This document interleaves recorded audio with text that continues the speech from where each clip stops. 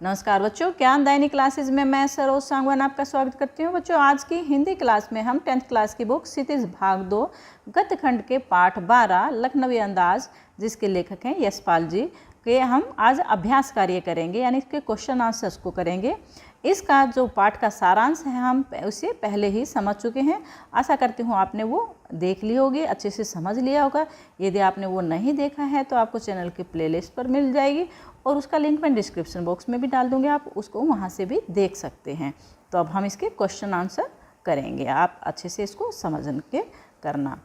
तो बच्चों, question answer को शुरू करने से पहले मैं आपको कहना चाहूँगी कि यदि आप चैनल पर नए हैं तो फिर चैनल को सब्सक्राइब कर दें, बेल को प्रेस करके उसको ऑल पर सेट कर दें, ताकि आपको आने वाली हर वीडियो की सूचना सबसे पहले मिले। तो आइए पहला क्वेश्चन करते हैं। लेखक को नवाब साहब के किन हाव भावों से महसूस हुआ कि वे उनसे बातचीत करने के लिए तनिक भी यानी थोड़ा सा भी उत्सुक नहीं हैं? इसका उत्तर है, भीड़ से बचकर यात्रा करने के उद्देश्य से जब लेखक सेकंड क्लास के डिब्बे में चढ़ा तो देखा उसमें एक नवाब साहब पहले से ही पालथी मारे बैठे थे। उनके सामने एक तौलिए पर 2 खीरे रखे हुए थे। उन्होंने लेखक की ओर विशेष ध्यान नहीं दिया। लेखक को देखकर नवाब साहब के चिंतन में व्यवधान पड़ा, जिससे उनके चेहरे पर व्यवधान के भाव उभर आए। नवाब साहब की आंखों में असंतोष का भाव उभर आया। उन्होंने लेखक से बातचीत करने की पहल नहीं की। लेखक की ओर देखने के बजाय वे खिड़की से बाहर देखते रहे। कुछ देर बाद वे डिब्बे की स्थिति को देखने लगे। इन हाव भावों को देखकर लेखक ने जान लिया कि नवाब साहब उनसे बातचीत करने के इच्छुक नहीं हैं। दूसरा प्रश्न है, नवाब साहब ने बहुत ही यत्न से खीरा काटा, नमक मिर्च बुरका, अंत में सूंघ कर ही खिड़की से बाहर फेंक दिया। उन्होंने ऐसा क्यों किया होगा? उनका ऐसा करना उनके कैसे स्वभाव को इंगित करता है, यानी प्रकट करता है, बताता है? इसका उत्तर है, नवाब साहब ने यत्नपूर्वक खीरा काट कर नमक मिर्च छिड़का और सूंघ कर खिड़की से बाहर फेंक दिया। उनका ऐसा करना उनकी नवाबी ठसक दिखाता है। नवाबों की दूसरों पर अपना प्रभाव डालने की प्रवृत्ति होती है, आदत होती है। इसके लिए उन्हें कुछ भी करना पड़े वे करते हैं। इसलिए वे सामान्य समाज के तौर तरीकों को नकारते हैं तथा नए नए तरीके ढूंढते हैं जिनसे अपनी अमीरी को दर्शाया जा सके। नवाब साहब अकेले में बैठकर खीरे जैसी साधारण वस्तु खाने की तैयारी में थे, किंतु उसी वक्त लेखक वहां आ गए। उसे देखकर उनके मन में नवाबी स्वभाव उभर आया और उन्हें अपनी नवाबगिरी दिखाने का अवसर मिल गया। उनका ऐसा करना उनके अमीर स्वभाव और नवाबीपन दिखावे की प्रकृति या स्वभाव को इंगित करता है, प्रकट करता है, बताता है। तीसरा प्रश्न है, बिना विचार, घटना और पात्रों के भी कहानी लिखी जा सकती है? यशपाल के इस विचार से आप कहाँ तक सहमत हैं? लेखक का मानना है कि बिना विचार, घटना और पात्रों के भी क्या कहानी लिखी जा सकती है, अर्थात विचार, घटना और पात्र के बिना कहानी नहीं लिखी जा सकती। ये प्रत्यक्ष या अप्रत्यक्ष रूप में विद्यमान रहता है, यानी कोई भी विचार है, घटना है या पात्र हैं, वे हमेशा मौजूद रहते हैं।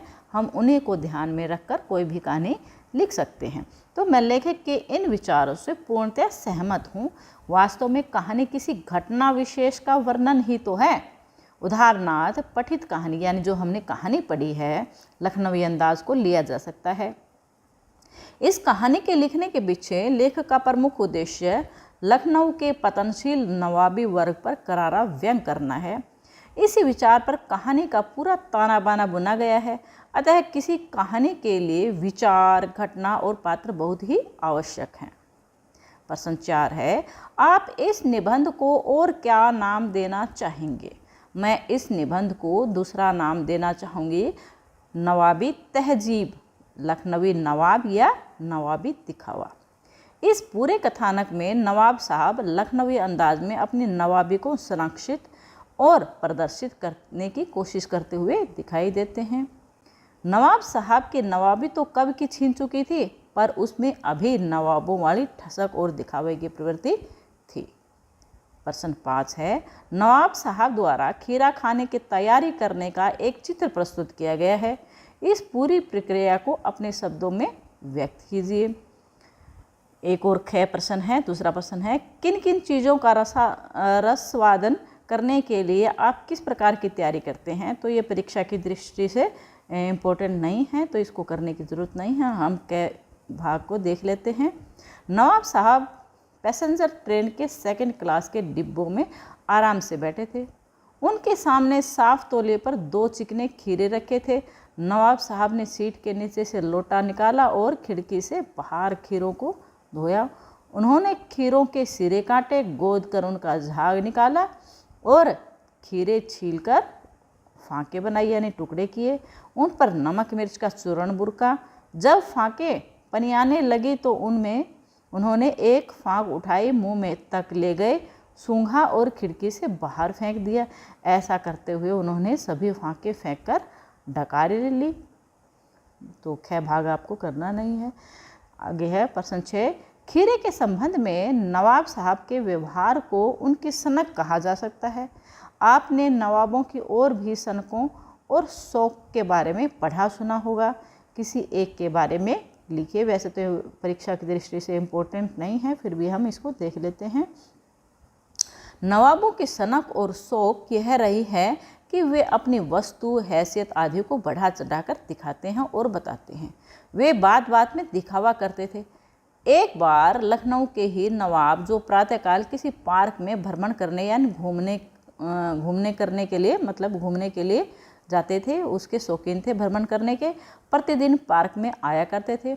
एक दिन एक साधारण सा दिखने वाला आदमी वहीं भ्रमण करने आ गया यानी घूमने आ गया। उसने नवाब साहब को सलाम ठोका यानी नमस्ते बोला और पूछा, नवाब साहब क्या खा रहे हैं? नवाब साहब ने गर्व से उत्तर दिया, बादाम। नवाब साहब ने जेब में हाथ डालकर अभी निकाला ही था कि उनका पैर मुड़ गया और वे गिर गए। उनके हाथ से खाने का सामान बिखर गया। उस व्यक्ति ने देखा कि खाने के बिखरे सामान में एक भी बादाम नहीं था, सारी मूंगफलियां थी। अब नवाब साहब का चेहरा देखने लायक था, यानी वो झूठ बोल रहा था कि वो बादाम खा रहा, लेकिन खा क्या रहा था? मूंगफलियां खा रहा था। तो अपनी नवाबी को ऐसे झूठ मूठ का मतलब बढ़ा चढ़ाकर वो दिखाते हैं। आगे है, क्या सनक का कोई सकारात्मक रूप हो सकता है? यदि हाँ, तो ऐसी सनकों का उल्लेख कीजिए। हाँ, सनक का सकारात्मक रूप भी हो सकता है। प्रसिद्ध व्यक्तियों, वैज्ञानिकों की सफलता के पीछे उनकी सनक ही तो होती है। वे अपनी सनक के कारण ही अपना लक्ष्य पाए बिना नहीं रुकते हैं। विश्व में जितनी भी बड़ी बड़ी खोज हुई है वह सन की वैज्ञानिकों की देन है। बिहार के दशरथ मांझी ने अपनी सनक के कारण ही पहाड़ काटकर ऐसा रास्ता बना दिया जिससे वजीरगंज अस्पताल की दूरी सिमट कर 1/4 रह गई। अपनी सनक के कारण वे भारतीय माउंटेन मैन के नाम से जाने जाते हैं। अतः स्पष्ट है कि सनक का सकारात्मक रूप भी हो सकता है। तो ये थे हमारे पाठ के क्वेश्चन आंसर लखनवी अंदाज के। आशा करती हूँ आपको अच्छे से समझ में आ गए होंगे, आपके लिए काफ़ी इम्पोर्टेंट होंगे, आपके लिए काफ़ी सहायक रहेंगे। आपको वीडियो अच्छी लगी है, आपके लिए क्वेश्चन आंसर हेल्पफुल है, तो प्लीज़ इसको लाइक कर दें और चैनल को सब्सक्राइब करना तो भूले ही ना। वीडियो देखने के लिए थैंक यू।